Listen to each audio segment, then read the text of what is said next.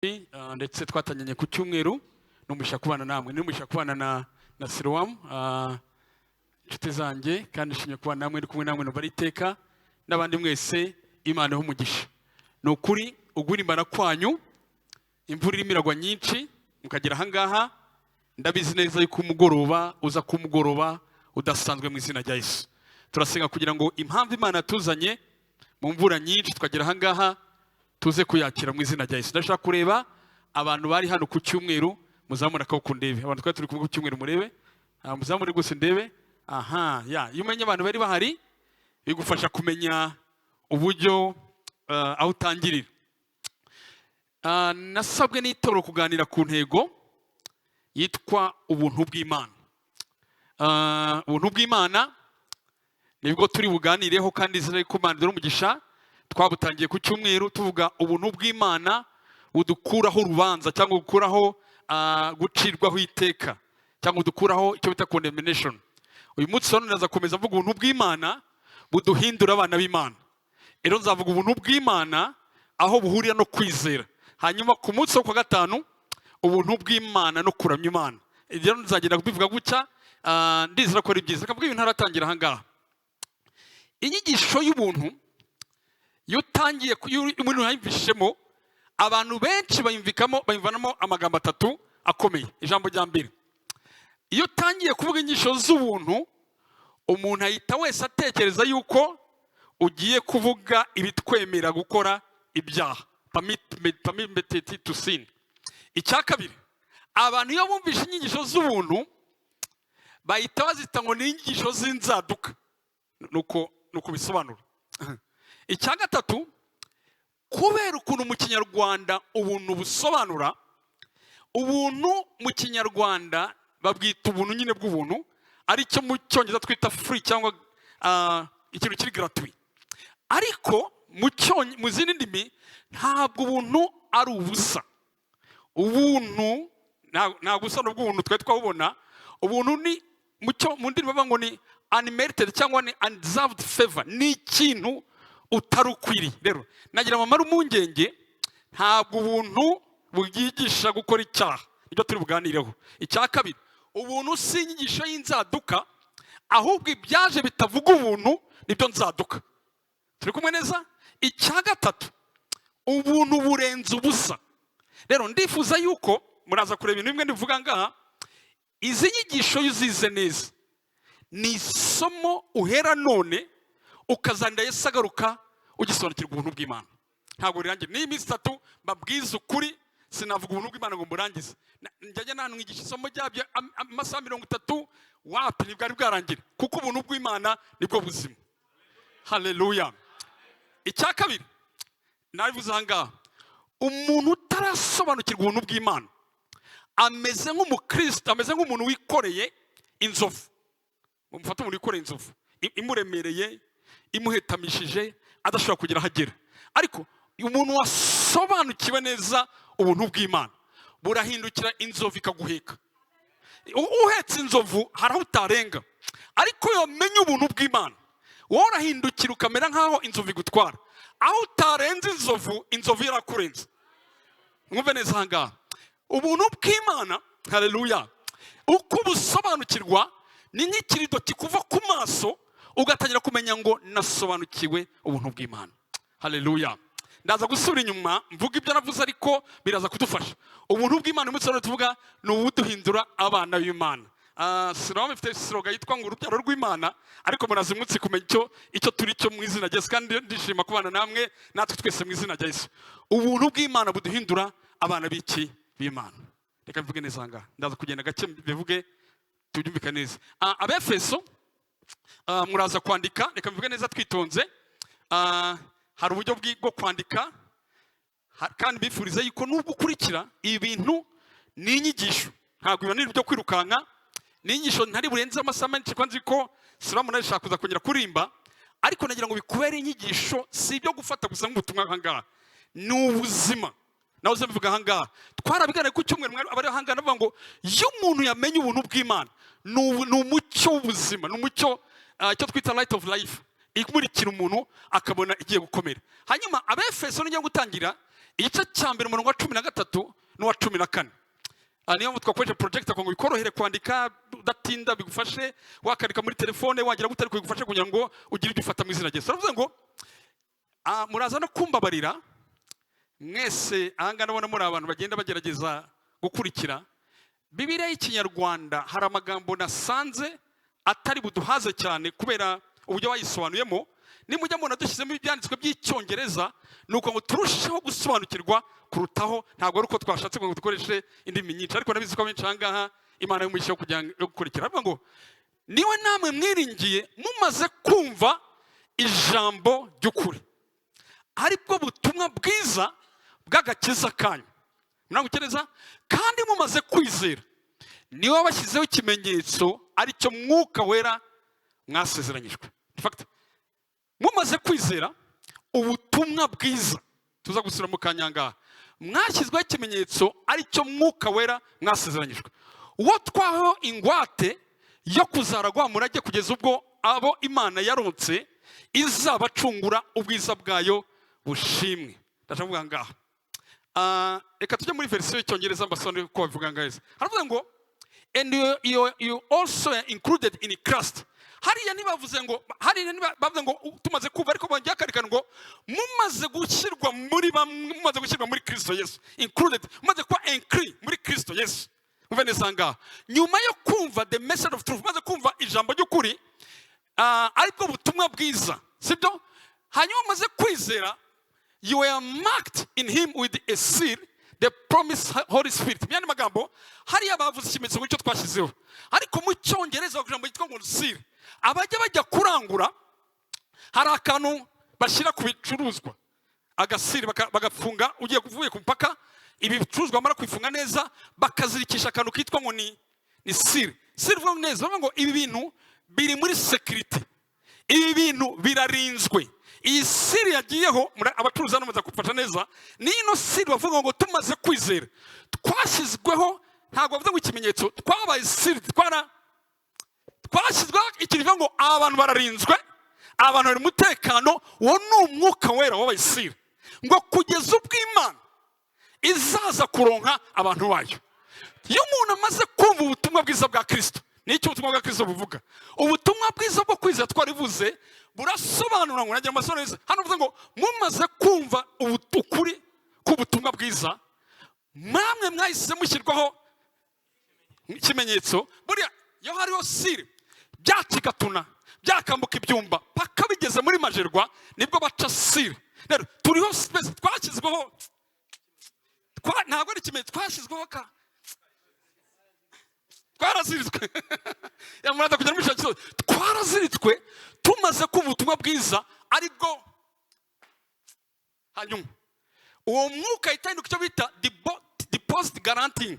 Muyana magambo deposit guarantee murabizi, iyo ugiye muri banke bakaguha amafaranga, barakubaza ngo niki kizatuma utwishyura ino garanti, ugafata icyangombwa cy'ubutaka kikaba deposit guarantee. Muyana magambo umwuka w'Imana muri twebwe abamenye ukuri k'ubutumwa bwiza ahinduka deposit guarantee.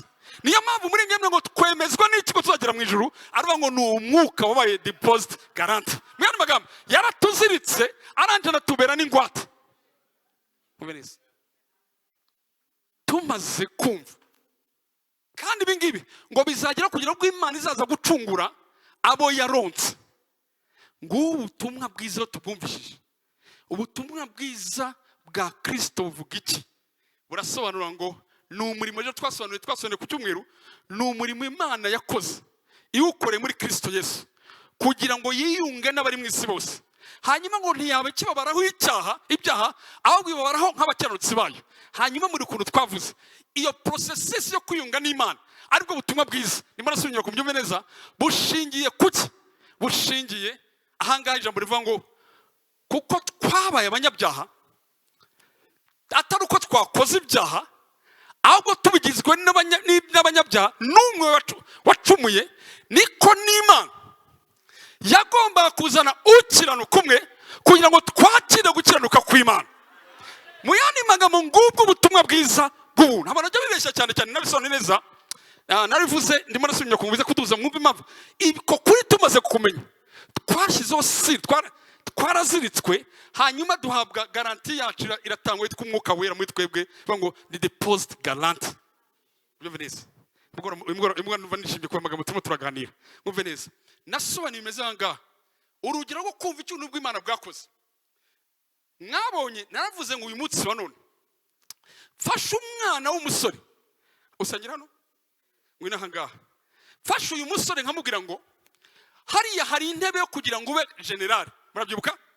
Nkamubwira ngo uri umusore kwa ngo ube general uragomba kubanza guhindura ntihongere kwambara ikoboyi. Uragomba kubanza guhindura aho wariraga. Utuye he?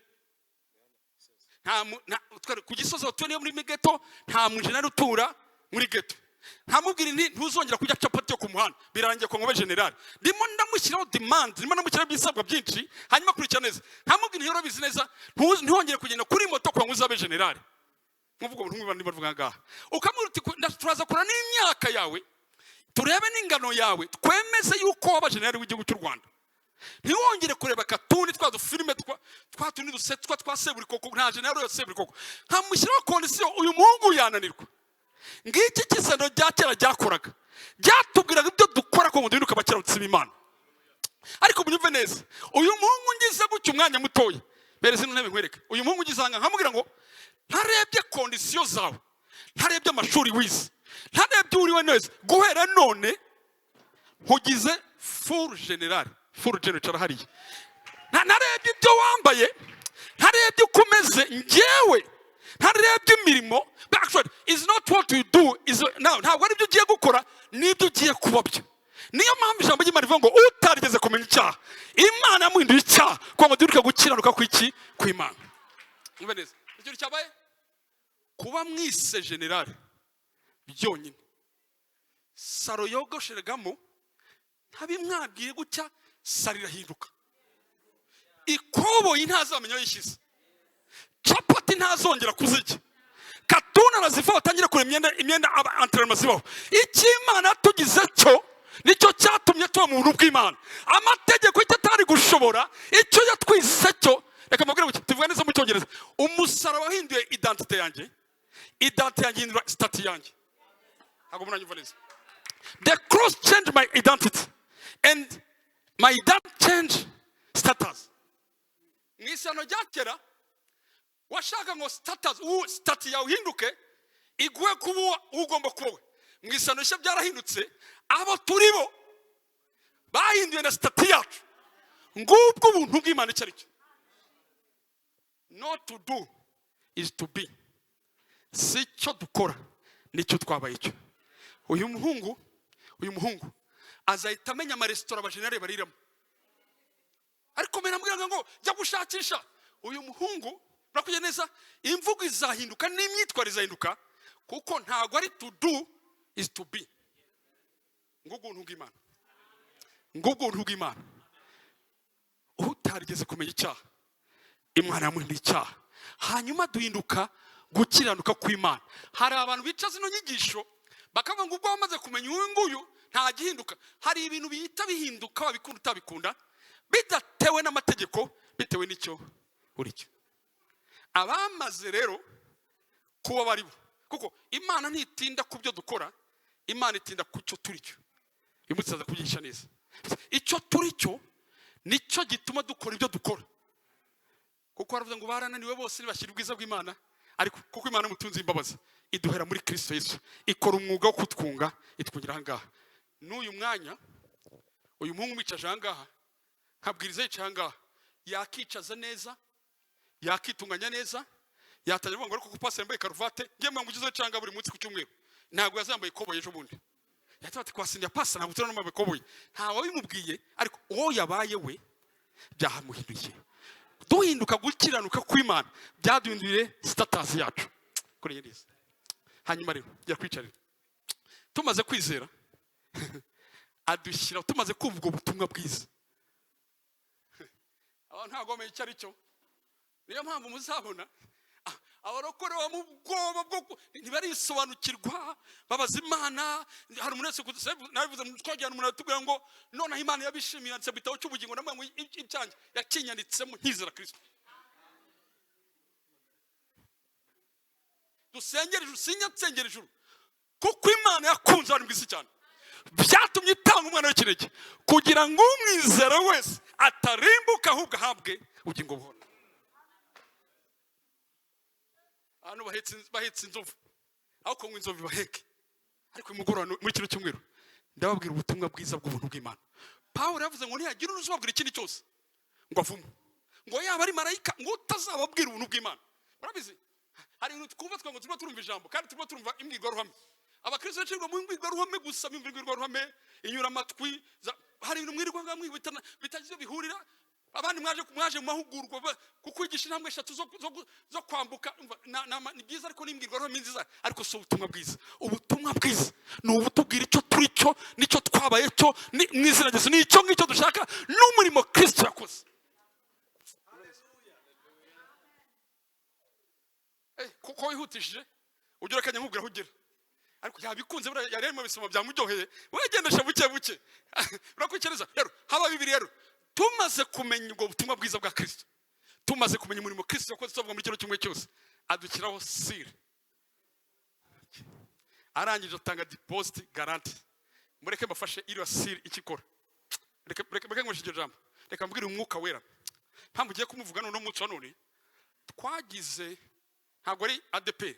Amatoro ya Pentecote yose ku isi yigishijwe cyane impano z'umwuka, ariko ntigishwa a person, umwuka wari.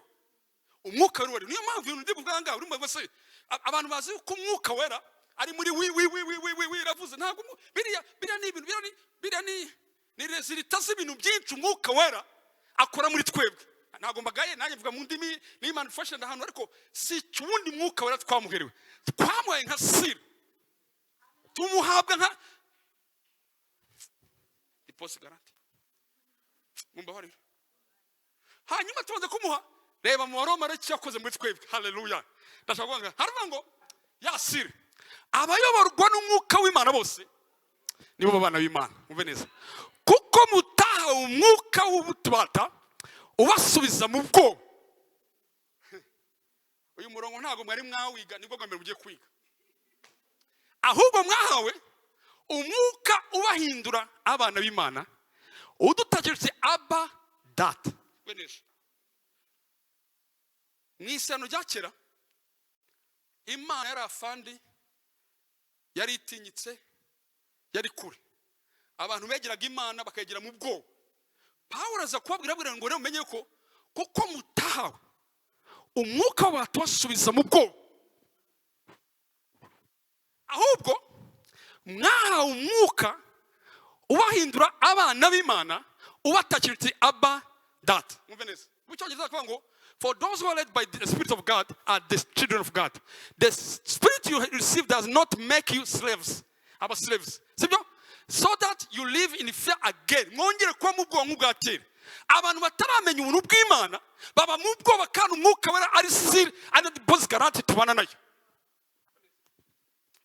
Ahubwo later the Spirit you receive brought about your adoption to sonship, and by him we cry Abba Dad.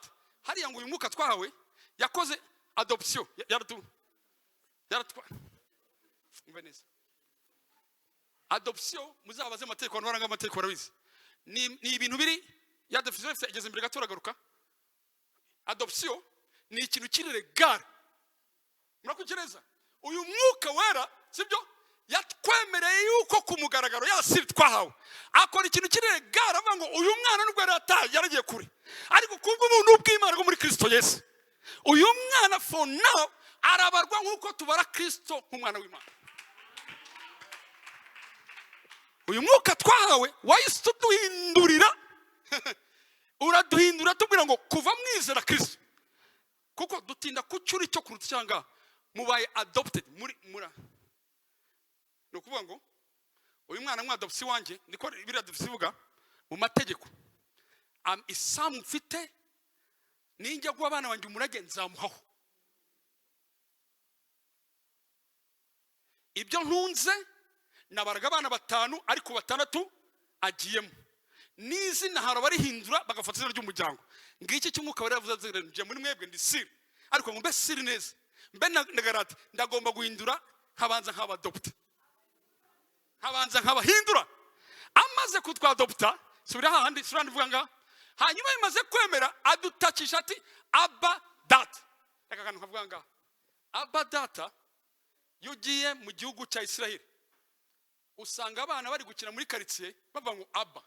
Abba means daddy.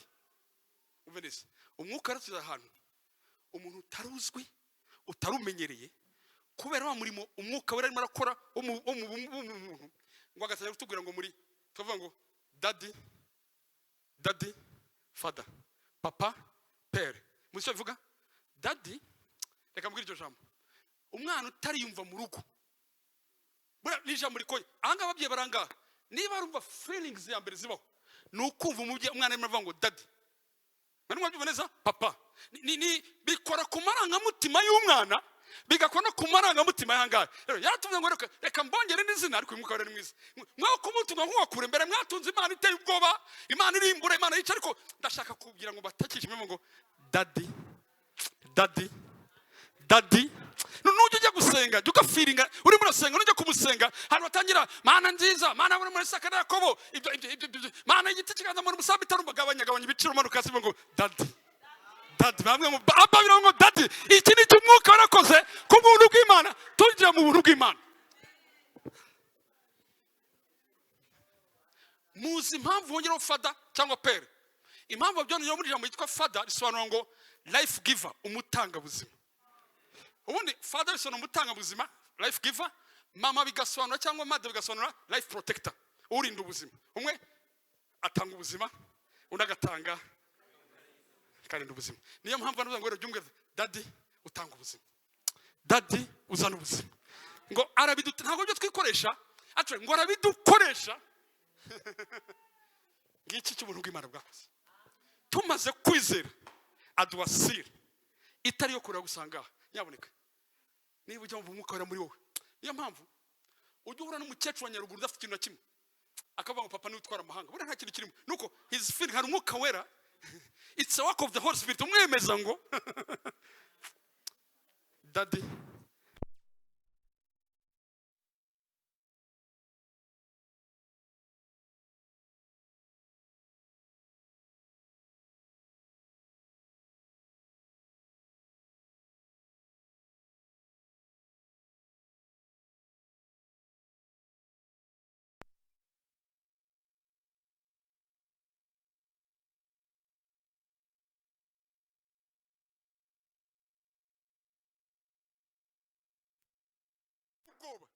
ntabwo tukiri mu bwoba turi kumbubwira ngo daddy. Iri jambo ntabwo rero agaciro kajyo iyo uri muri se nibwo bagiye bankurikira urabizi abana mu kibuga barimo ngo Abba bakora mvuga Abba nawe bivuga ngo daddy. Mujya mukurikira agastory kamwe nongeye kwibuka bavuga muri story haleluya turi muri sonship turi kumenya ubw'Imana bwakoze iki bwaduhinduriye gute umwuka rero wera yatubereye siri ituma icyambere tuba adopte ariko icya kabiri duhabwa iri zina ryitwa avuga ngo Abba Father ni iryo muri adoration niryo kuramya daddy father daddy utanga ubuzima. Muri uyu mwanya nijoro utaha uze kumbwira ngo bambwiye ngo yitwa daddy ni kumwuka wera muri njyewe avuga muze kwinjoyinga umusenge nka daddy mubwire nka daddy. Hari igihe umwana wanjye ajya komanga ku rugi yigeze komanga anzana igipapuro cya borudero akomanga mbere ya mbere akomanga yarakomanze sinamenya ko anzaniye igipapuro cy'izo minerivare ariko ijambo ryankuzeho mbere y'igipapuro yaramenye ngo daddy ngo ndagushaka. In fact daddy bw'umushaka nuko daddy abishoboye akimpereza n'amafaranga mfite ariko ko ndi daddy narabyutse njya kubikora. Niba daddy abyuka akajya gushakira umwana ibyo kurya niba daddy abyuka akajya gushaka minerivare niba daddy abyuka akajya gukora byose mutse ko daddy wo mu ijuru wabuze ngo munyamusabe ngo data twese uri mu ijuru nimujya gusenga nta yindi fata ngo ngubye ibyo twone mu bw'Imana twakire sonship. Negera imbere mwongera mucane za makazayikara kwa nkomerezeho hanyuma dukomezeho. Haleluya. Batacane kareka misire muneze bajya vuga story nyamuyumva y'indege yagiye mu kirere ihura n'ibibazo by'imiyaga, iracurama, abasenga barasenga, abamagara baramagara, abavuze bakora ibyo bakora byose. Hanyuma ubwo bwica abantu bagiye kureba umwana mu ndege iri gucurika, babona umwana gukinisha ibikinisho mu ndege hagati y'ahandi. Indege iri kwibirandura, abantu bavugije induru basenze, umwana maracunga ibikinisho, agikata akagaruka agatashika ikimenyesho akagaruka. Hanyuma haleluya, abantu bagira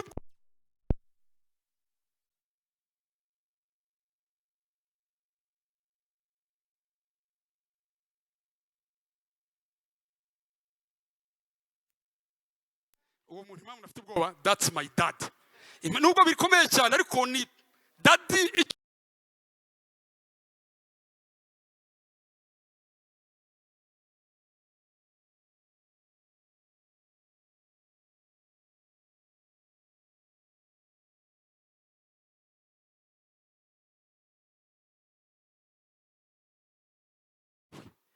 Uduhindura, utwadopta guhinduka abana b'Imana. Imana ishimwe cyane. Imana muri bikorana ngo ntihuta, hanyuma bazi kudufasha kugera kuri murongo. Dukomeze. Zakunze? Amen. Umure nta kitwirukanyisha, turi kumwe na abadata. Abadata arahari kandi byose biragenda neza. Imana ihumugisha mu izina rya Yesu. Haleluya. Hanyuma next ahandi yakurikiyeho.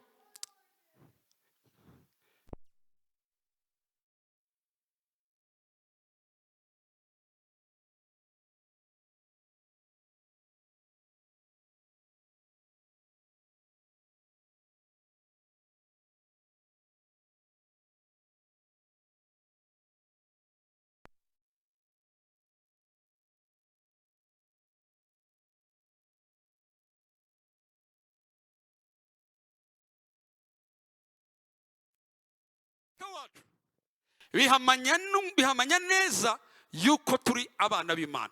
Hanyuma ibi ntiwabishyikira ngo byumve, reka myageze imbere gatoya. Hano haza abagabo batatu nabonye bambaye amakoti asa muri Siloamu. Hano nabonye bambaye amakoti meza rwose. Bambaye amakoti asa, muzanga mufashe kubwiriza. Muzare neza n'imbe zanyu mufashe kubwiriza hano. Muze mufashe kubwiriza. Ndashaka gutanga mu rugero ko mwambaye amakoti rwose mbareba. Undi wa gatatu ari he? Harabura wa gatatu umwe? Naze rwose. Mwambaye neza. Arabacomeka biriya. Imbere. Ujya mu rugo guca. Wegere imbere ntacyo. Intebe turazibwira. Wino. Ndashaka hano bavuze. Okay. Urebeye hano abana b'Imana, icyuma bara muri twebwe. Urebeye hano ukarebera hano, ushobora kubona umugabo ukibwira yuko ari umugabo usa urahangaha, ariko wakegera imbere uyu mugabo wasa barimo abandi bagabo batatu muri we. Iyo urebye tuzi ko umuntu ari uyu nguyu, ariko uyu ni umubiri tureba. Uyu muntu Bibiliya mu Batesalonike ba kabiri umurongo wa igice cya 5 umurongo 21 haravuga ngo umwuka wanyu n'ubugingo n'umubiri birarindwe bitazabaho umugayo. Nagira ngo mbigishe neza mu byumve neza. Haleluya. Hano hari umubiri tureba ugizwe na za sanse eshatu tureba. Hano umutambukije araza kuza muri muntu bita bugingo, ariko bugingo ni ikinyarwanda ndetse neza ni so cyangwa am, icyo bita umuntu w'imbere cyangwa mu mutima. Wakongera ukamushwanyaguza ukageza imbere gatoya, hakabona utagaragara mutigeze mubona benshi, witwa umwuka, ariko ntabwo ari umwuka w'Imana. Uyu ni umwuka, nimuza kubira mu kanya ngaruka murongo, ni umwuka icyo twita roho mu kiliziya. Reka mbisobanurize abantu bagoteye. Uyu wa mbere twa mwuka mu byutse kwa mwiza kufata natwara umwanya. Uyu muri twa mwuka niwe ugiramo ikintu cyitwa amaranga, niwe ugiramo ikintu cyitwa mutima nama.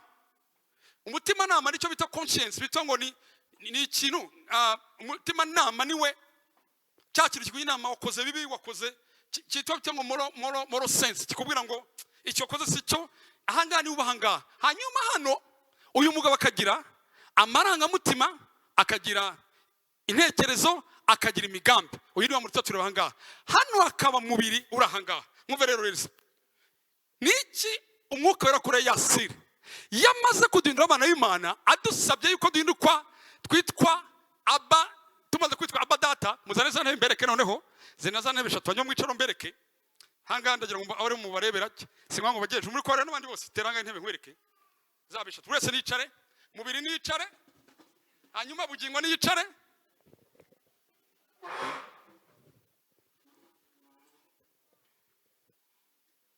Haleluya.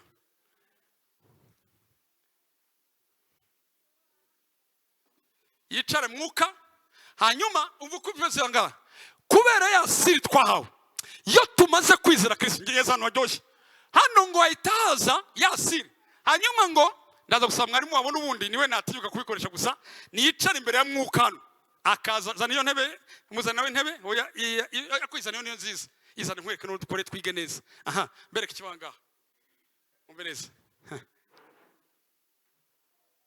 tera kuri uyu nguyu gusa mureba, uyu gusa gusa mureba. Aha, ngira ngo barimo baradufasha tubira no kureka. Mumve neza, icyumba cyitwa mwuka kirimo gucibwaho iteka, kirimo guhora kivuga ngo ntago ntunganye guilt, ntago ntunganye, ko niho harimo conscience. Haza umwuka w'Imana, muri mureba hariya ni undende. Umwuka w'Imana ahamanya n'umwuka wacu ni ungufiya yuko turi abana b'Imana. Mu Cyongereza ntago bavuga ngo barahamanya, avuga ngo umwuka ubwe w'Imana ahamiriza umwuka wacu, ahamiriza umwuka wacu yuko turi iki, turi abana b'Imana. Mubeneza bwanga, mubeneza. Hanyuma ngo amutangira ubuhamya mu kwitereza, yamaze y'umwuka yamaze kutwadopta, akadashije abadata, asigara yemeza uno akavuga ngo nubwo hari conscience, hari amarangamutima kurega, ariko ndaguhamiriza yuko uri umwana w'Imana. Reka mabwire isiki mu kwitereza, iki si igikorwa cy'umunsi umwe. Testify murebe ni ijambo riri present continue, ni ijambo rikomeza. Mu gitondo amasegonda uri umwana w'Imana, ukubutsa kabiri uri umwana w'Imana, kwa gatatu uri umwana w'Imana, saa sita zica uri umwana w'Imana. Hari umwuka w'Imana uruduhamiriza yuko turi abana b'Imana. Tumaze kwizera twashyizweho ikimenyetso, dushyirwaho siri, duhabwa deposit guarantee, nta kindi ikora. Ndabahindura abana b'Imana, mwakira adoption. Nzajya mbatakisha aba data, daddy, father, ariko hanga ngo amirize ngo uri umwana w'Imana. Muzi impamvu uyu muntu ahangaha amategeko arabera kumuciraho urubanza, yaragiye ko umuntu ntabwo bishoboka, ariko hano si cyakora nicyo wamwita. Ni mureba hariya ntabwo ari igikorwa cy'isaha imwe, ni igikorwa gihoraho. Testifies ni igikorwa kiri abazi cyo mu gihe igikorwa kitahagaze ahangaha. Hepfo muri King James avuga ngo bear witnesses, uhora hamya gutya bivuga ngaha. Muzi impamvu izina icyo umuntu akwita kiruta kuri cyo yakubwira gukora.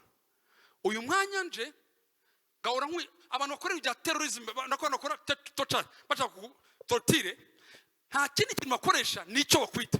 Bagushyira ahantu, akakwicaza ahantu, akagushyira ahantu avuga ngo urimbwa. Icyo kintu uvuga urumva ari akanwa gusa, ariko iryo zina bakwita riri kurema undi muntu usa n'icyo kintu. Beneza buriya baravuga ngo so nta kwanga kwita nabi, nuko uko akwise akakwita ngo ndi mubanzi, mu gitondo ndi mubanzi we, mu zanisa frame ndi mubanzi we. Ririya zina ariko kwita mu buryo bw'umwuka biri kugira efe ikomeye, kuko ikizina kwita riri kuba wowe. Iyo umwuka w'Imana twita ko turi abana b'Imana,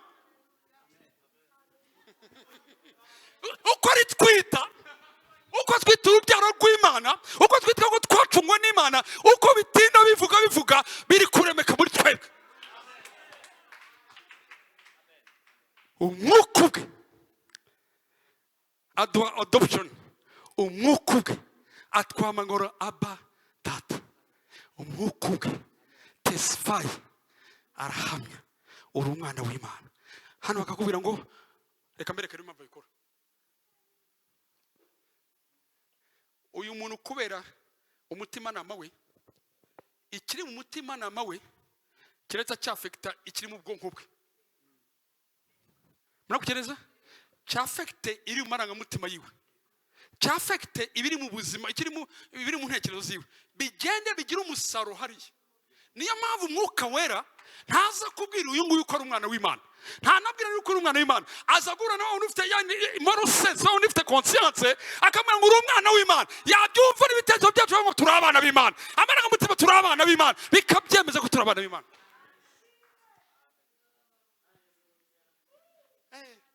Egeze imbere gato nkwereka, egeze imbere gato nkwereka, egeze imbere. Ibindi ndasonaga mwari muzi umuntu kuvuga isengesho senga ngo ubuntu bw'umwami wacu Yesu Kristo no gufashwa n'umwuka wera, no n'urukundo rw'Imana no gufashwa n'umwuka wera bibane natwe twese iteka ryose. Mucyo bivuga yo taramenya grace of God umenye muri murakoze, yo taramenya love of God urukundo rw'Imana. Hariya mu kintu barimo no gufashwa n'umwuka wera mu cyonza muri fellowship. Gufashwa ni kujya gushaka ubufasha, ariko ngo fellowship with Holy Spirit, fellowship y'umwuka wera buri amabwire. Reka bivuge neza imuntera amabuye turimo turiga ibintu biraza guhinduka kugera ku muhumure twagira kwa gatanu turi kumwe. Wetse gato amabwire. Muzi impamvu twiriza mu abajerimo, muzi impamvu du fasting tukareka kujya, ntabwo ari ukugira ngo Imana isubize amasengesho. Muzi impamvu tujya mu misozi, so kugira ngo twente imidimana ikora bikomeye, keretse ari by'umwuka wera yakukoreye. Impamvu niriza ubusa ni ukugira ngo muhaguruke mwebwe ko muri babiri namwe muhaguruke, ni ukugira ngo dore impamvu yiriza ubusa. Gumwe mureba uzajya umubwira buri segonda yuko ari umwana w'Imana. Nicyo ushinzwe nta kindi wazi, uri garanti uri siri nta kindi wazi, ni ukumubwira ngo uri umwana w'Imana. Nicyo kuzagera Yesu agarutse. Mwumve neza, iyo niriza ubusa ni ukubwira ngo umubiri we bawicaye icara iyo mineke yawe wihagije, nawe wabitekereza ba wicaye gatoya, hanyuma nzamure fellowship, nzamure umwuka, numve bese nzamure hariya kuko niho ubuzima buri. Impamvu nazamuka umusozi nkajya kwiyerera si uko ngiye kuzamura amabuye ngo Imana yatinye, ahubwo ngiye kugira ngo ngabanye hano mve mu mitekerezo ya Kigali, ngabanye ngire amahirwe yo ku numve kuko irijwi rifite amaparasite menshi arahangaha. Kigali yabicanze, ibintu byakomeye, korona irimo, ibintu byahombye, agahunga kazamutse biragenda. No, hari igihe biturisha. Muhumure, hari ibyo urumve none, hari ibyo mu gitondo uzakomeza kumva. Bura ntabwo wanumvira rimwe, hari baza kumva bwicuye, ariko ntacyo byumve tu. Umve neza. Hano ni fellowship n'umwuka wera, ubuntu bw'umwami wacu Yesu Kristo n'urukundo rw'Imana no gusabana na mwuka wera. Umwe nta kindi avuga, ntabwo umwuka aratubwira amazu n'amamodoka n'ibiki byose. Umwuka aratubwira ati you are sons of God, muri abana b'Imana, muri abana b'Imana, muri urubyaro bw'Imana, muri acungujwe n'Imana. Ngiki cy'umwuka akora. Nababwiye ngo ijambo riri muravugwa, ubuzima wowe urimo uraremeka, bwaremeka. Mwongere mwicare, bwaremeka. Rero umwuka wanjye agatangira ku influence mitekerereze bwenge bwanjye, akabwira ngo uri umwana w'Imana. Identité igahinduka, identité yahinduka identité yahinduka, ahinyuma naho hagahinduka. Mukatangira kubona hano hatangiye kuva umusaruro utavuye mu mirimo nk'iya kera, uvuye ku mwuka w'Imana uba muri twebwe mu izina rya Yesu. Yene mwicare, vuga ibintu nenda gusoza kwa muri Erega byose ni introduction, kuzanira ngeze ku gatanu ni introduction gusa. Ni gutangira, byose ni gutangira. Niyo mpamvu ngiye kubabwira ibintu bimwe mwubisha neza. Ntabwo ibyavuyemo ntibyavuye mu byo yategetswe, byavuye mu cyo yahindutse cyo kimbwira ngo uri umwana w'Imana. Hanyuma rero mwicaye neza mabwire, genda ku Galatiya igice cya 5 umurongo wa 18 kugera kuri 21. Wihangana tubasome mwese makurikire kuko ndimo ndagera mu kugisoza ariko ndavuga. aravuga ngo ariko niba muyoborwa n'umwuka wera n'umwuka w'Imana ntimwa mugitwarwa n'amategeko. In fact umuntu ufite ryajwi rimubwira ngo uri umwana w'Imana acyumva rikamuyobora. Kuyoborwa n'umwuka rero ntabwo ufata cyangwa hirwa kuyobora n'ubwo aravuga ngo uri umwana w'Imana, wajya gukomera uri umwana w'Imana, yacitse uri umwana w'Imana. Kandi kamubwira niyo mpamvu ubuntu ari ukwizera. Uzi ko ibintu byizera ubuzima bwahinduka.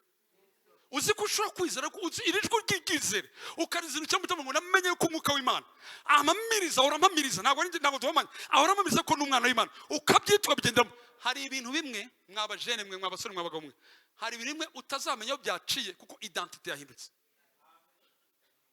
Uyu munsi hano hijya kuno musozi wo hakurya mu rugwiro bakodobs bakakwita umwana wa His Excellency. Umva n'ingendo yahinduka n'ishati mbari gahinduka nawe kanagira ubona umwana wa His Excellency mufate nama. Umva na protocol igahinduka ugatangira kumenya uko ibwami bajya ukamenya uko bicara. Kubera iki? Is who you are not what you are doing. Twananiwe kuva muri doing ngo tujye muri being, dusigaye turwana na being na doing ngo duhindure being. Kandi ntabwo doing yaduhindura being, ahubwo being yaduhindura doing. Bas ibyo dukora n'ibyaduhindura abo turibo, ariko abo turibo byahindura.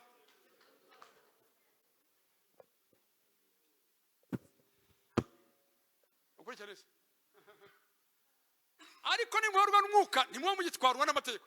Dore imirimo ya kamere yagaragara niyi. In fact iyi mirimo ni yabatwarwa n'amategeko. Kambereka Imana duhaye kuba abo tubakuruta ibyo dukora.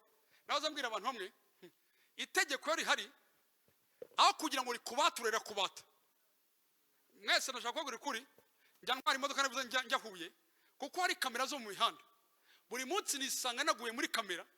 Nubwo ntwaye umwana hanige ngiye imbere kubera itegeko ubwo bw'itegeko ngashidukana ntago mubizi gashiduka na bese itegeko ntiriza n'umudendezo ahubwo itegeko rigushyiraho urubanza. Hanje nibaze ko igihe ntwari imodoka bitari banyandikira bate amakamera yose nyaza, ariko zimpamvu nuko aho itegeko riri icyaha kiragaragara. Reka mbere mwari muzi no umuntu yaje kubaka iwacu ni kwa aje kubaka umugabo aza gusuka ikamyo. Aje gusuka ikamyo isuku umucanga, hakaba mubyara wanjye w'umupolisi mu traffic aza saa sita kwirira asanga umugabo mu rugo arimo asuka umucanga.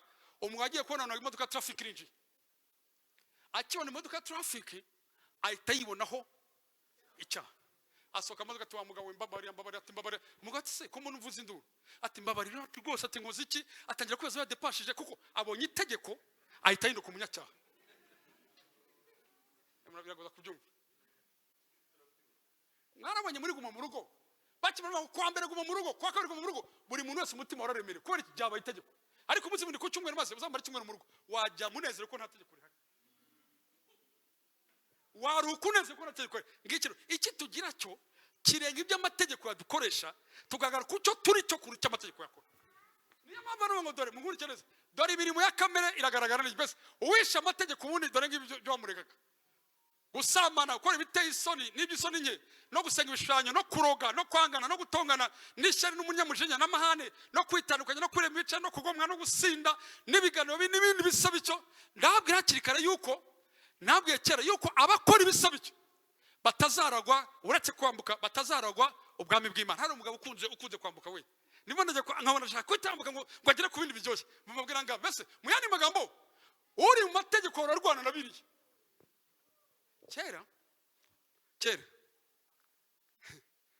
nabyishe ku cyumweru mwari muzi ko kubera ko natamenye ubuntu bw'Imana bagize ngo kuvuga guhora bavuga ntimugasambane ntimukibe n'ugagete ibyo bizana ubuzima kugeza naho ababivuga cyane bo nabikora.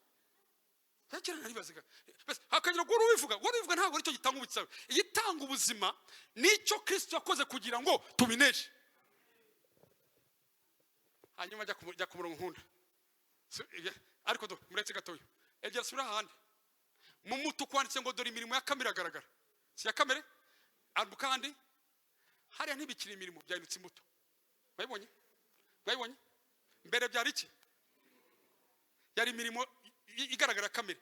Hanyuma ko twebwe turaba kamere tutaraba umubiri twebwe umwuka w'Imana muri twebwe atanga imbuto ntatanga imirimo.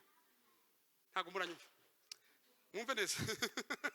Amategeko atanga imirimo hanyuma umwuka agatanga imbuto. Hariya byari byose ngo dore umwuka wakamiraga.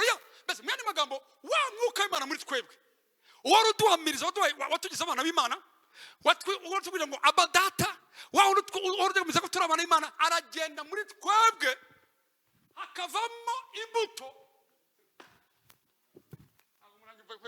Hakavamo imbuto aho kwa ngo havemo imirimo. Yani magambo tujya gusanga tukisanga buriza imbuto ni ahantu hari ubuzima. Buriya igiti kidafite ubuzima ntabwo cyera imbuto. Yani magambo ibintu umwuka akora muri twebwe imbere ntibidusaba gukora imirimo. Twisanga mu rukundo, tukisanga mu byishimo, tukisanga mu mahoro, tukisanga mu kwihangana. Wa mwuka uri muri akora muri twebwe ya siri yacu tujya kwisanga, tukisanga hari ibintu byabaye imbuto. Reka mabwire idini cyarikora itwigisha ingendo nuko tuvuga, ndavuga ntabwo idini, ndavuga muri rusange religious, uko tuvuga tukavuga amina, ariko biriya ntibitanga imbuto. Hariya rero byahindutse kubera cya cyumba cy'umwuka arimo cyagiye kigaganza imitekerereze yacu. Inyuma hanze wisanga uri mu rukundo, mu byishimo, mu mahoro, mu kwihangana, mu kugira neza, ingeso nziza, gukiranuka no kugwa neza no kwirinda. Irimeze bityo ntaho bihurira n'amategeko. Ibyo ntago biva amategeko, ibyo biva mu murimo w'umwuka w'Imana muri twebwe.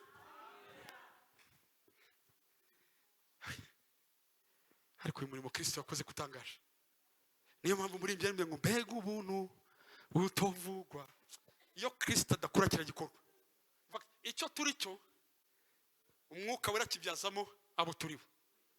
Niyo mpamvu njya mpora n'abantu kavuga neza, njya mpora n'abantu ararwana aragerageza, yasenze yitatu ngo ave ku cyaha. Ndashaka komesha yuko nta n'ubavira mu cyaha uretse kwakira ubuzima bw'umwuka ukagenda uhamya yuko uri umwana w'Imana. Hari ibintu bizivana mu abantu bahinda ibintu deliverance, aba bantu b'iwanyu n'ukwera ubusambanyi n'ubwo iwanyu bashakisha ibisubizo, ariko aravuga ngo nimuyoborwa n'umwuka hazavamo imbuto, ntihazavamo imirimo. Ngiki cy'ubuntu bw'Imana bukora, bwaduhaye kuba abana b'Imana. Hanyuma twakira ubuntu butaduhindura abanyabyaha. Turaje turimbe kakarimbo k'ubuntu bw'Imana mukanya niko mutangiriraho. Ntabwo twambara kugira ngo mureke kurishyira mu yandi mbanya y'ubuntu bw'Imana. Twakira ubuntu. Niyo mpamvu mugera ngaho ubuntu ntibudutegeka, ubuntu buratwigisha. Muri Tito ntabwo ubuntu budutegeka, ubuntu winduka umwarimu. Ubu ntabwo bwongera guhinduka ikidushyira imbere. Uya buntu buraza automatically, imbuto zabyo utabikunda bikagera kuri ibintu ndi kubigisha n'ubuzima. Umuntu wumva ryajwi rya abadata, umuntu wumva ryajwi ry'umwuka wera muhamiriza, si ibyo ushyiramo imbaraga birikora.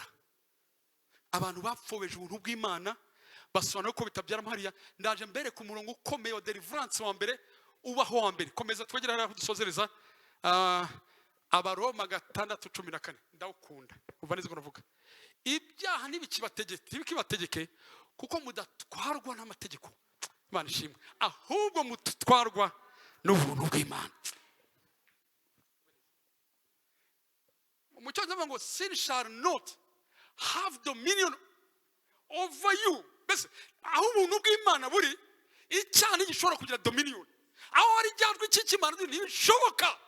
Impamvu gikugwana nuko uri amategeko, ariko iyo usobanukira ubw'ubuntu bw'Imana icyaha kikibura. Yo niyo gitambutse ngo hano ntambara gufite, hano ntabwo twari ufite, ngo kuko you are not under law but you are under grace. Muri NIV, sin shall no longer be your master. Reka mubwira hangaha ugoro muri kino kimwe turanga ubwira icyaha cyose cyari kigutsikamiye, uvuga ngo namenye uwo ndiwe muri Kristo Yesu. Namenye uwo ndiwe hangaha ntago nkemerera ikitsikamira. Uramaze ngo ntukore icyaha, ndashaka kubwira ishuri yuko n'icyaha kiyoye mu nzira yanjye ntabwo kifite ubutware. Niyo icyo udafite ubutware kintu ukita kudomina, urakirenga nturwana nacyo. Uranyumva neza? Buriya iyo kintu gifite dominion bwana ngo mbase uvuga ngo nta jambo kigufiteho, urakirusha imbaraga ugatambuka. Abantu baranga bararwana n'ibyo batanesha, bakarwana wamangarongorana ava ku busambanyi, wagira gute you're doing nothing. Bansobanukirwa ubuntu bw'Imana n'umenya icyaha nta dominion kiza kugira.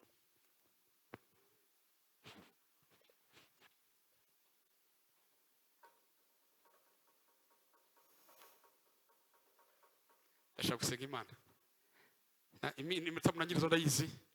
Ejo nzakomeza mvuga ko ubugira ibintu byakira mu kwizera. Kuko ubuntu bw'Imana bwabonetse. Bwaraje. Aho itegeko ntari kuribasha. Hasigara hari ko umwana mu rugo. Bafashe gatoya. Uzi ko umwana mu rugo? Ikimuze muzashakira murebe. Uzi ko umwana mu rugo adahindurwa n'amategeko menshi yo mu rugo. Ahindurwa n'uwo ari we mu rugo. Ntabwo cyamwe cyumva neza. Uri uzi ko umwana mu rugo akujye neza ntabwo ari amategeko ya ABCD amurunga. Ahubwo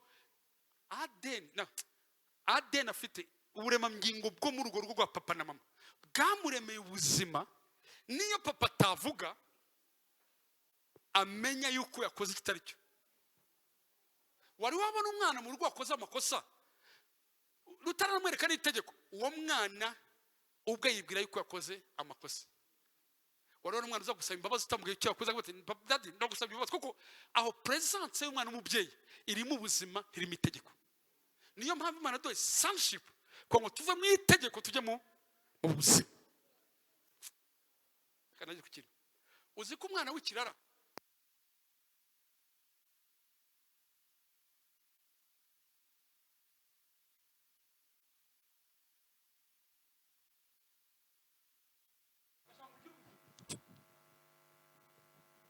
mugira ubuzima.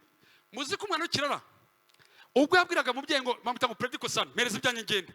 Muzi ikintu cyabaye umwana yasize urugo ariko ubwana arabujyana aragenda arazura nta muntu umukozeho. Mu bice ikimana kize kwitaho ngaho nta wamubwiye kwihana ngo aricaye ngo umunsi umwe arava ngo mu rugo kwa data.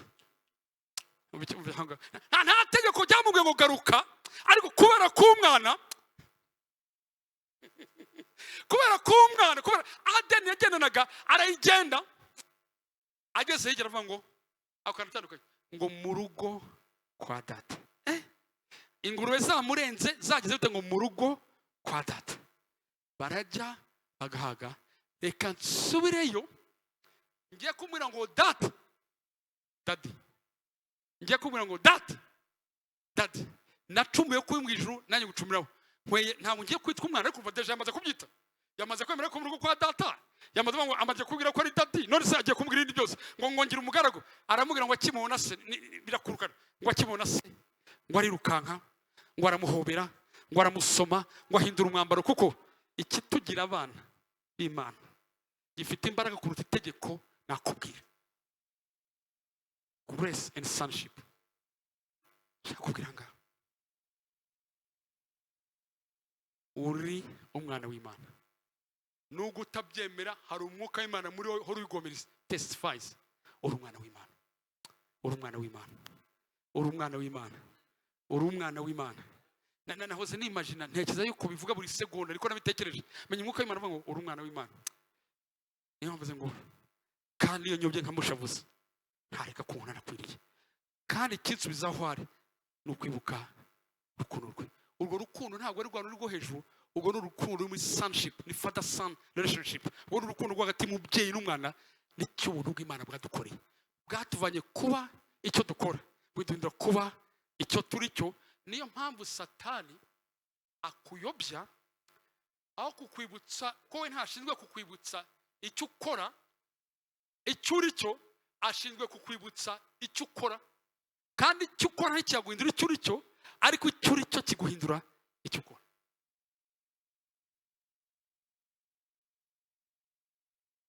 Muraza kumbabarira hari umwuka wundi twavuze wahawe abantu bahoraga biyeza batiza ko baguye bagize gute ariko ngo haza umwuka uvuga ngo abadata uriya mwuka ari wumvira buri gihe azagukoresha ibidasanzwe. Niyo mujya mbwira abantu hangaha muri leta yose niyo nsozereje muhumure gamba icyo umwuka birakora. Muri leta yose habaho itegeko nshinga ariko hakaba n'amabwiriza. Murabizi mwese buriya harabiri mu itegeko nshinga ujya mu rukiko ukabi bakaba ngo ingingo iyi nivuga gucya mu gitabo bakavuga neza bakavuga ingingo ariko haba n'amabwiriza reka mbere urugero muri covid nta tegeko mu gihugu cyitabo cy'u Rwanda kivuga ngo kuguma mu rugo ariko ku nyungu z'abanyarwanda haje ibwiriza ritubwira kuguma mu rugo rijya ntago ryari mu itegeko nshinga ahubwo rijya ryari ibwiriza baduhaye ndashima Imana yuko urebe neza iyo nsozereje ndashima Imana ko duhaye ijambo ryayo hano itegeko nshinga ariko ndashima yuko duhaye n'umwuka wera ngo duhe amabwiriza ndasubiramo ndashima Imana yuko hano harimo itegeko nshinga itugenga twese ariko ndashima Imana yuko umwuka wera yasura umuntu akamubwira ngo kuko uri umwana w'Imana dore ibwiriza ngiri ntabwo ari itegeko ni ibwiriza ni ku neza yawe ni ku neza yahugana umwuka wera ntabwo ari uw'amategeko umwuka wera ni uw'amabwiriza batubwira ngo mugume mu rugo baravuga ngo ni kugunyuguza yuko ngutandura utarwara covid umwuka wera ajya gusanga ngo mureke bivuga ahangaha umwuka gusanga ku nyungu yawe iriya match ntabwo ukeneye kuyirebera hariya mu basinzi iriya match wayirebera mu rugo ntabwo ari uko tutegetse kuva mu kabari ariko ni ku nyungu zacu kutazitebera match mu kabari akatugira inama zo kureba mu rugo niyo mpamvu kuko n'umwuka utubwira ngo turabana b'Imana rero ndabafasha nawe muri abajene ahangaha ujya menya ko atari mu itegeko ariko tubwira amabwiriza yo ku nyungu zacu ndaje mu kanya ngupira nga tuzakomeza ejo kuko ngiye kuvuga ibintu urakukeneza niyo mpamvu ariko izi mpamvu uriya ni uko kurebera kuri umwana kuruta kukurebera mu by'ukora ariko ngo uri umwana w'Imana rero ku neza nziza umwana w'Imana ntabwo umwuka wera atubwira ngo tukajya amandazi mu muhanda ariko umwuka wera areba valeri y'umwana w'Imana akakora ati uyu mwana n'umwana w'Imana ni abadat maze akagongora maze rero ntuzongere kurira amandazi ku muhanda ntabwo ari itegeko ni ibwiriza niyo mpamvu niyo mpamvu kuko azi ko turi abana b'Imana asanga nambaye ipantaro igera hariya hasi igera hariya akambwira ngo Sam uri umwana w'Imana ntateka waciriwe ariko zamura iyo pantaro umwana w'Imana nta yambara gutyo ntabwo ari itegeko ni ibwiriza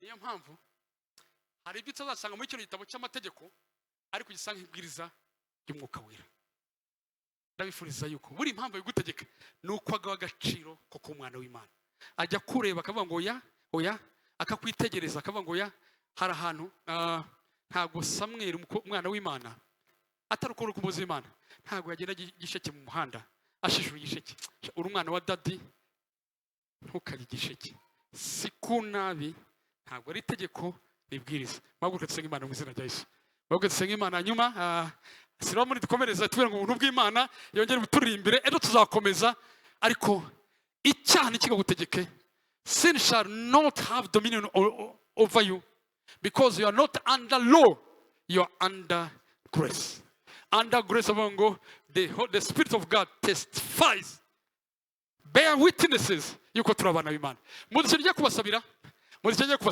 mwese muri ahangaha ndabifuriza kumva iryo jwi riduhamiriza ndashaka nguri mu isoko mu ijwi riguhamiriza ugenda mu nzamo ijwi riguhamiriza mu ntambara zikomeye mu ijwi riguhamiriza ndashaka kumva risakuza wumva ijwi ugenda wicaye uri imbere y'icyaha uri imbere bikugoye uvuga ngo hari ijwi rimbwiye ngo uri umwana w'Imana iri jwi turyumvishije twakera za mbuto atari imirimo ahubwo ari imbuto kuko imirimo yarananiwe ariko imbuto umwuka arazizana mwami Yesu turagushimye turaguhimbaje turi hano ku musozi wa NTORA turi hano ku musozi wa Gisozi mwami turagushimye ukuntu bw'Imana bwabonetse haleluya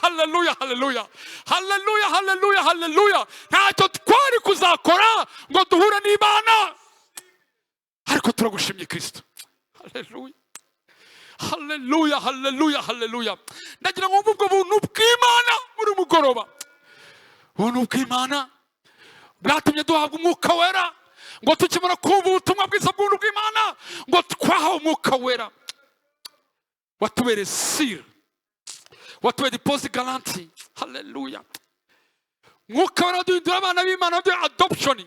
Umwuka wera duha ngo daddy father, daddy father. Umwuka wera duha ngo papa mubyeyi, papa mubyeyi. Haleluya.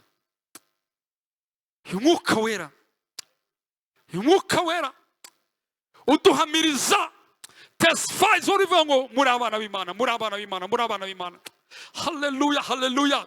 Ijwi ndisabiye buri mukobwa wese urahangaha, ijwi ndisabiye umusore wese urahangaha, buri mugabo wese urahangaha, buri mugore wese urahangaha. Sinzi ibyo ari mubase, sinzi ibyo ari munanije, sinzi ibicane biri muriho, sinzi ibiko byari muremereye, ariko turashaka kumvira ijwi mu buzima bwacu. Haleluya, haleluya, haleluya, haleluya. Iri jwi ry'umwuka wera rihumurize, iri jwi ry'umwuka wera rizana ubuzima. Hari abari bamaze gucika intege, hari abari bananiwe, hari abavuga ibiba bibakomereye, ariko uri umwana w'Imana. Umwuka araduhamiriza ko turi abana b'Imana. Umwuka araduhamiriza ko turi abana b'Imana. Umwuka araduhamiriza ko turi abana b'Imana. Niyo ndwara urwaye, n'ibyo bibazo bitandukanye, umwuka araduhamiriza ko uri umwana w'Imana. Ibyo bibazo bitandukanye arahari kandi. Abba, Abba, Abba, Abba, Abba, Abba data, Abba data, Abba data. Urasengera kumva aje muri umwuka kuyiramya. Iyo fellowship turasabye muri umugoroba. Ubwo busabane muri umwuka turabisabye mwami. Ubwo busabane turabisabye muri umugoroba mwami. Turi mu ngo zacu, twicaye tugena mwami. Twongere kumva ubusabane butubwira ngo Abba data, daddy, daddy, papa. Twongere kumva ubusabane. Haleluya. Kuriko dutakisha. Ndashaka ibintu byumve mu karima ramanuka. Ibi turi kuvuga n'ubuzima. Ibi n'ubuzima. Uyu mwuka ni yeri imbuto. Batubwiye ngo ntabwo ari imbuto yacu, ngo ni imbuto y'umwuka. Haleluya. Aho twe tutakera imbuto, umwuka wera twerera imbuto muri twebwe. Imbuto y'umwuka. Dusabye imbuto y'umwuka. The fruit of the spirit. Ubuzima. Ahari urubanza, ahari gucika intege. Haleluya. Haleluya. Haleluya. Haleluya. Haleluya. Haleluya. Umwuka naduhamirize ko turi abana b'Imana. Umwuka namye muri twebwe. Umwuka wera. Sonship. Abana b'Imana. Haleluya. Haleluya. Haleluya. Haleluya. Haleluya. Icyane kikadutegeke, icyane kikagira ubutware kuri twebwe, ko tudatwarwa n'amategeko, ahubwo dutwarwa n'ubuntu bw'Imana. Uyu mugoroba aya magambo yagure cyane, aya magambo ari magari cyane, aya magambo azana ubuzima, aya magambo azana ubuzima, aya magambo azana ubuzima, aya magambo azana ubuzima, aya magambo azana ubuzima. Ahari ubwoba, ahari ugushidikanya, ahari kwikanga, ahari uburetwa, ahari ububata, twamatuye ubuzima, ubuzima buzanwa n'umwuka w'Imana. Urakoze ndagushima. Urakoze ndagushima. Uzamura amaboko abiri nibura ahangaha.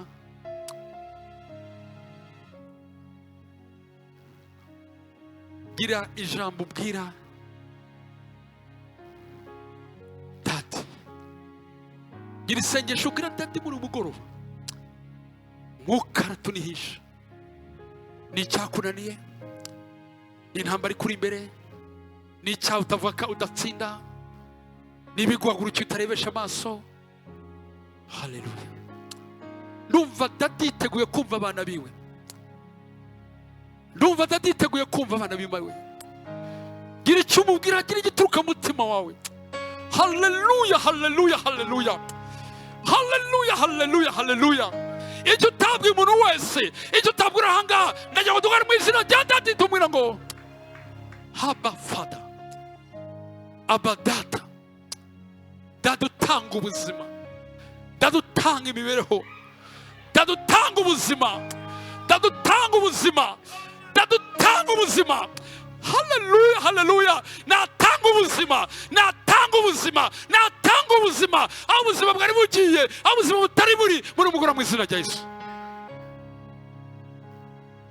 Iyi mvura twaciyemo, iyi mvura twanyuzemo, twaje kureba dadi, twaje kuvuga ngo aba dadi, twaje kureba dadi, tuvuga ngo bafada. Uyu mugoroba uri abakobwa, uri abasore, ugikiruremo mu izina rya Yesu.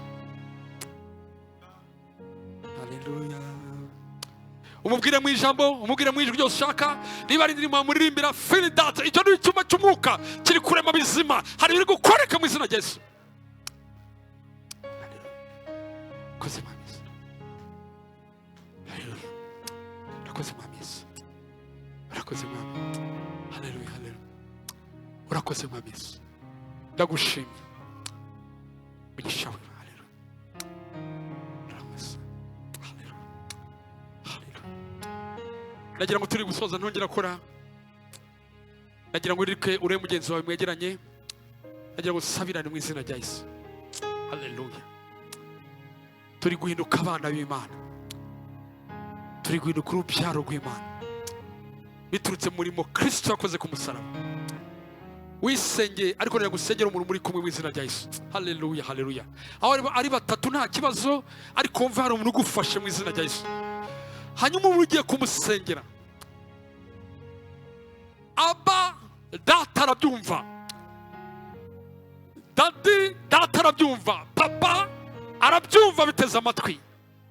Muzamura umusengere, irijwe atangira kubyumva gihumura rya dadi, irijwe cy'umwuka ruduhamiriza muri umugoroba. Haleluya, haleluya. Tangira fungura kandi umusengere. Mana tuje imbere mu izina rya Yesu, tuje imbere papa wacu, tuje imbere mubyeyi wacu, tuje kwa dadi wacu. Aya si amahanga, ibisi biri tuvuga, izicuza amahanga Mwami, gira icyo ukora mu izina rya Yesu. Haleluya, haleluya. Reka tukube muri umugoroba Mwami.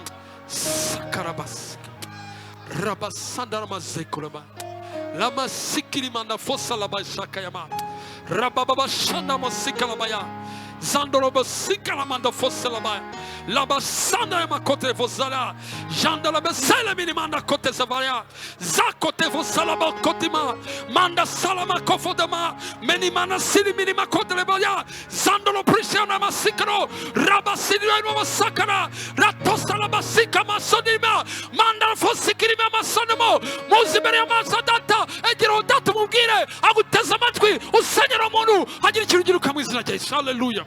Haleluya, haleluya, haleluya. Haleluya, haleluya, haleluya. Umwuka niyongera kuduhamiriza, twongera kumva ijwi riduhamiriza, twongera kumva ijwi riduhamiriza mu izina rya Yesu. Twongera kumva, twongera kumva isakuza Mwami, twongera kumva ibintu hamwe Mwami. Haleluya, haleluya. Imbuto y'umwuka nisoke, imbuto y'umwuka nisoke, imbuto y'umwuka nisoke, imbuto y'umwuka nisoke muri umugoroba mu izina rya Yesu. Urakoze Mwami Yesu. Urakoze Mwami Yesu. Haleluya. Okay. Haleluya. Haleluya. Haleluya.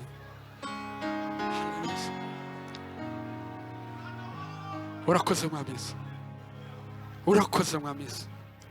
Urakoze, turagushimira. Urakoze, turagushimira. Urakoze, turagushimira.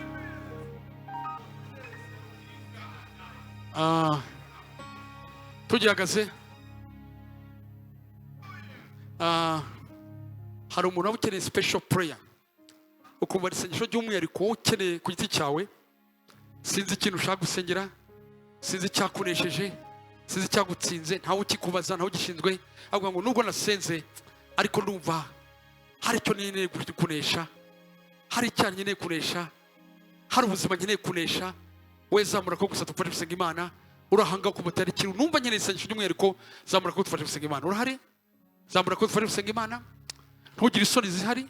Yesu agumugisha, Yesu agumugisha, Yesu agumugisha, Yesu agumugisha, Yesu agumugisha. Nimutambuke muze hano tubasengera Imana, muze tubashyira imbere y'Imana. Karibu rwose, karibu. Umwuka w'Imana arabahambiriza, umwuka w'Imana arabashyigikira, arabwira ngo nimuze kandi Yesu abagereza. Muze kabisa, karibu. Icyo turashyira imbere y'Imana, n'umukozi w'Imana ugiye kubasengera. Haleluya, haleluya, haleluya. Haleluya, haleluya. Mukeneye kumva ijwi rihamiriza, ijwi ribatera ubwoba, ijwi ribakanga, ijwi ribatera ubwoba, muribwira ngo ya tugomba kubana n'Imana mu izina rya Yesu. Haleluya Yesu. Iri ni tangiriro y'umunezero wanjye, aha ni umutwaro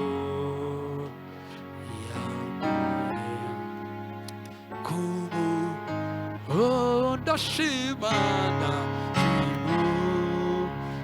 musaraba,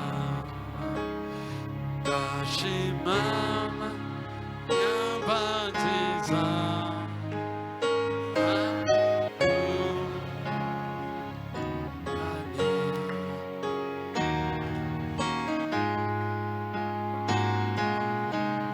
abantu ko baje mu buntu bw'Imana. Numva nshaka bakora igikorwa cy'ubuhanuzi pe. Nagira ngo aba papa, aba bakozi b'Imana baranga mutambukira imbere. Umusore wese umufate rwose umufate. Hanyuma sana mama muri Islam muze mufatira n'abakobwa nkuko mufatanye rwose bafate, mufate rwose mufate wese afate umuntu we. Kandi mufate rwose mu rukundo rw'Imana. Ufate ba mama mufate rwose barahangaha. Hari umusore uzi umuntu ngwino nawe bagufate, mwarimu arari ngo gufate.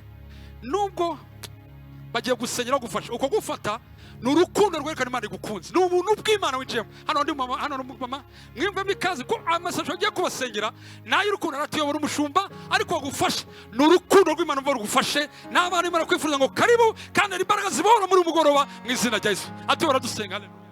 Oh, turagushimiye ko tutaha umwuka uducira urubanza, ntitwahawe umwuka udukonda mninga mwami uduciraho iteka. Twahawe umwuka utubwira ngo turi abana b'Imana. Muri uyu mwanya mwami ndasenze kugira ngo ukore umurimo w'umwuka mu mutima w'uyu musore, mu mutima w'uyu mukobwa, mu mutima mwana w'intama w'Imana w'uyu mugabo, mu izina rya Yesu. Muhamirize yuko mwana w'intama w'Imana ahindutse umwana w'Imana. Muhamirize yuko mwami ubuzima bwe buhindutse. Muhamirize yuko mwami ahindutse icyaremwe gishya. Muhamirize neza ya mwami yuko abari muri Kristo batazacirwaho iteka. Turagushimye kubw'uyu mugoroba, umugoroba w'impinduka, umugoroba wo kumenya bundi bushya umurimo w'ubuntu bw'Imana. Haleluya, haleluya, haleluya, haleluya. Sengeye bene data bahamije baravuga ngo mukuducira urubanza si umwuka w'Imana, ahubwo mwami umwuka w'Imana araduhishurira ko turi abana b'Imana. Turagushimiye ko byumvise, turagushimye kuko twumvise ukuri, kandi ijambo rye ravuga ngo muzamenye ukuri kandi ukuri kuzababatura. Muzamenye ukuri. Abari imbata z'ibyaha kubera kutamenya ukuri nibabaturwe mu izina rya Yesu. Abari imbata z'ubwoba kubera kutamenya ukuri nibabaturwe ubwoba mu izina rya Yesu. Abari imbata mwami Imana yacu, oh Yesu Kristo, za intimidation z'umwanzi nibabaturwe mu izina rya Yesu. Muzamenye ukuri kandi ukuri kuzababatura. Turagushimiye ko byumvise mu izina rya Yesu. Amen. Amen, amen. Dukomere Imana amashyi. Dukomere Imana amashyi. Kandi baza kumva bakeneye ikindi kiganiro cyangwa kwatura mu buryo bwagutse, dufite